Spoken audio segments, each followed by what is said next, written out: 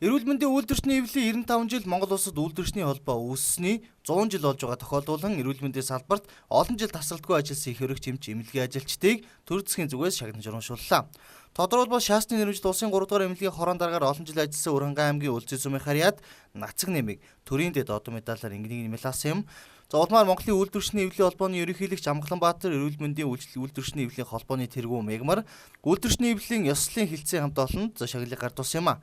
Хүн ам эрүүл мэндийн төлөө өдөр шөнөгүй ажиллаж эмнэлгийн албаагчдын эрх ашигын төлөө тэдний хийсэн ажлыг үнэлэн шагнал гардуулсан нь энэ юм а. Монголын үйлдвэрчний эвлэлийн холбооны 100 жил Монголын эрүүл мэндийн ажилтны үйлдвэрчний эвлэлийн холбоо үүсч байгуулагдсны 90 жилийн ойг тохиолдуулаад эрхэм хүндтэй хүнд Монгол улсын төрийн дээд шагнал Алтан ганц одонгоор шагнахаар цуглаад байна. Тэгээд Цэндж өгөхтэй Нацаг нэм таныг Монгол улсын ерөнхийлөгчийн 2016 оны 3 дугаар сарын 16-ны өдрийн 19-р зарилгаар Алтан ганц одонгоор шагнагдсан тул энэхүү үнэлэхийг олгов Монгол улсын ерөнхийлөгч Захаагийн элбэгдэрж гэсэн байна. Тавтаагаас хүн эмнэлгийн техникум 4 жил сурсан. Төгсөд энэ маань Төв аймгийн явсан, би Увсын аймгийн явсан.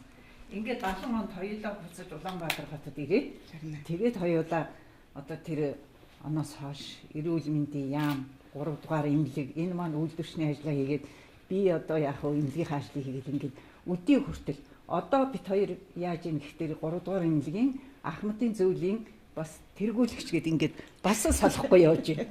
Тэгээ энэ найз маань үйлдвэрчний эвлэлийн байгууллагад оруулсан хувь нэмрийг үнэлж ийм өндөр шагнал өгч одоо хүндэтгсэн та нарт баярлалаа. Давхар баяр хүргэе. Миний найз урт насаж удаан жаргаарай. Цэндж Нацаг нэм нь 1961 онд үйлдвэрчний эвлэлд дийлсэж их эрх эмч эрүүл мэндийн байгууллагад тасралтгүй 30 жил ажиллажээ.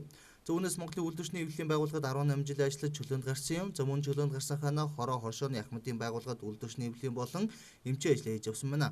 Улмаар өнөөдөр түүний хийсэн энэхүү ажлуудыг үнэлэн төрийн одон медаль тодорхойлж Алтан ганц одонгоор шагнуулсан юм а. Манай Монголын эрүүл мэндийн ажилтны одоо үйлдвэрчний эвлэлийн одоо Ахмад ажилтан манай үйлдвэрчний эвлэлийн байгууллагад олон жил өөрийнхөө зүрх сэтгэлийг зориулсан одоо Нацаг нэмгоо өнөөдөр энэ төрийн дээд шагнал одоо Алтан ганц одонгоор одоо шагнуулсан явдалд бид туйлын баяртай байна. Тэгээд энэ хүндэт шагнал авсан энэ сайхан мөчийг тохиолдуулж Нацаг нэм танд болон танай гэр бүл одоо өрөө хүмүүдэд аз жаргал эрүүлэг сайн мөхнийг хүсэн өрөөё.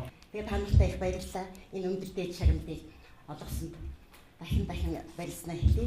Тэгээд энэ бол миний түрүүчийн хийсэн ажлыг үнэлэхийн зэрэгцээ үндсэн хугацаанд бас их од хэмжээтэй үр хөвгт аймаг жил найз нөхдүүдтэйг мөр зэрэгцэж өвцөж өгдөөгүй юм шиг доройтой юм шиг тийм сайхан цоглог байх юм урам хайрлалаа.